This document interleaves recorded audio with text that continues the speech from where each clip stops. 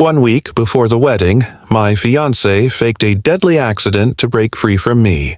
My family exposed his grand hoax, and we uncovered an unimaginable secret.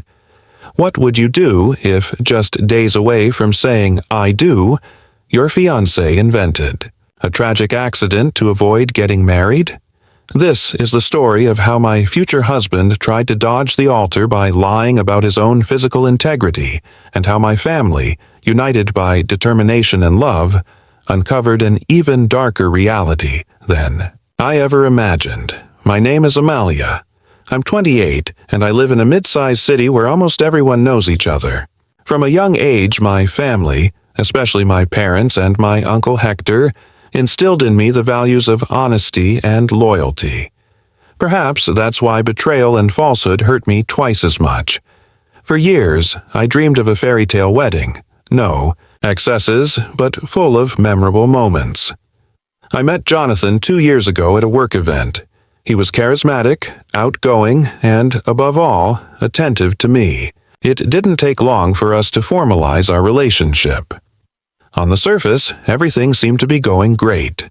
Jonathan was always accommodating and charming with my parents, and they welcomed him with open arms.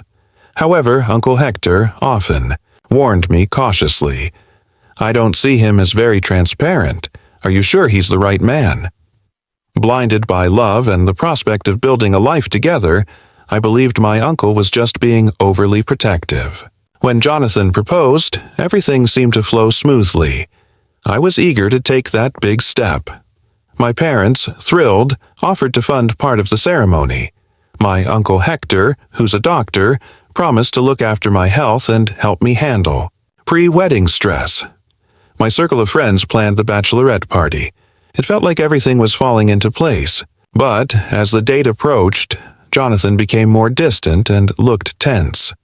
Sometimes I caught him staring at his phone with a furrowed brow or whispering into it.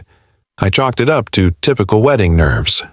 Suddenly, he canceled some of our wedding vendors without consulting me, claiming he wanted a smaller event and blaming work stress. Though I found it odd, I gave him the benefit of the doubt, telling myself that what really mattered was making it to the altar and starting our married life together. A week before the wedding, there were exactly 7 days left until the Saturday. We were to exchange our vows. My family was finalizing details. My mother was arranging flowers, my father was confirming the guest list, and my Uncle Hector was monitoring my blood pressure, since my nerves were causing dizziness, making sure nothing would ruin my special day. That Monday at noon, I got a frantic call from Jonathan's mother. She was sobbing and could barely form words, saying Jonathan had suffered a serious car accident and was in the hospital. She gave no further details, just begged me to go there immediately. The impact of the news left me frozen. My future husband, gravely injured and hospitalized just before our wedding. I rushed to the clinic where he was supposedly being treated. My uncle went with me. When we arrived, we found Jonathan's mother in the waiting room, crying inconsolably, and a doctor I'd never seen before solemnly informed us that Jonathan was in critical condition, with multiple fractures and severe cranial trauma. I was petrified.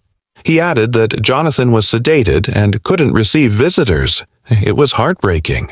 I clung to my uncle, crying, and asked to see Jonathan, even briefly. The doctor refused, saying he hadn't stabilized. Jonathan's mother kept wailing in an almost theatrical way, and my uncle, with his medical experience, found the situation suspicious. He questioned why there was no formal medical report and why we weren't even allowed to glimpse Jonathan from a distance. That afternoon, my uncle advised me to check the hospital's records. We discovered that no patient named Jonathan had been admitted with such injuries. One Jonathan had come in earlier with a mild ankle sprain and been discharged, but there was nothing about a severe accident.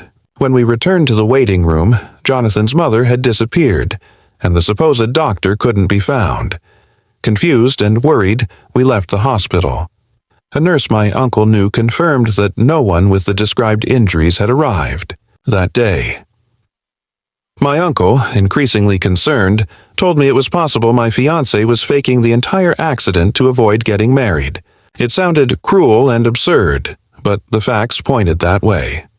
That evening, my father contacted a friend in the local police force to see if any major accidents had been reported. There weren't. My whole family then got involved. They sat me down to show me the signs of a possible hoax. My father was furious and felt betrayed, but also protective. We agreed to look for Jonathan. We tried calling his mother, but got no response. My uncle suggested we go to Jonathan's apartment, where a neighbor mentioned seeing someone arrive the previous night in a suspiciously fake sling, accompanied by a woman who was crying melodramatically. We left a note on his door expressing our worry and the urgency of contacting us. The next morning, Jonathan sent a brief text, "I'm still in the hospital, I can't talk, but don't worry."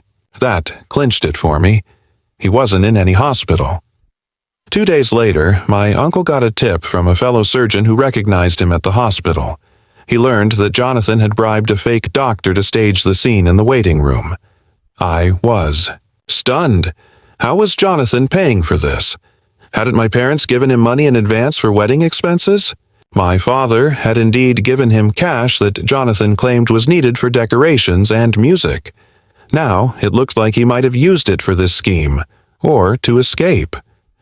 Jonathan had often said he wanted a smaller event, and insisted we return some relatives' wedding contributions so he could handle the payments himself. Clearly, he'd been planning something for a while. My family, outraged, vowed to confront him. My father said he wouldn't let anyone humiliate me or take our money that easily. Through medical contacts, my uncle found out that someone under a fake name had tried to purchase a phony medical report to file with an insurance company. The description matched Jonathan. It was criminal activity, and we were ready to report him.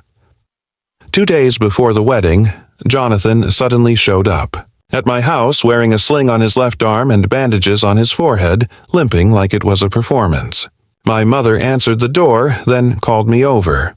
I came downstairs to see him supposedly in pain, but now that I knew the truth, I felt only anger and disappointment. My father demanded an explanation about the lack of traffic records for his crash and the absence of his name on any hospital's critical list. Jonathan insisted it was a misunderstanding. He'd been treated at another private facility and couldn't contact us due to the pain. He accused everyone else of lying. When asked about bribing the fake doctor, he denied it, but my uncle produced a document signed by the fake doctor himself, admitting he had been paid. Jonathan fell silent, and his mother paled. Realizing they were cornered, Jonathan finally snapped and confessed he'd staged the accident due to cold feet about the wedding. His mother claimed they did it for my own good, saying he wasn't ready for commitment and didn't want to let me down. My father demanded they return all the money. Jonathan hesitated, and it dawned on me that he'd probably spent it. My uncle warned them we'd file fraud charges if they didn't pay it back. Then my mother, never one to hold back, rummaged through Jonathan's mother's bag while she wailed. She found bank documents and a plane ticket dated 2 days before the wedding to a neighboring country known as a haven for people fleeing debt. They'd planned to flee with the funds, using the accident as a cover. At that, Jonathan's face went ashen. Confronted, they admitted he had run up gambling debts, and his mother was also in debt. They had hoped to use the wedding to gather money and disappear. I was furious at how easily I'd fallen for such a cowardly scheme.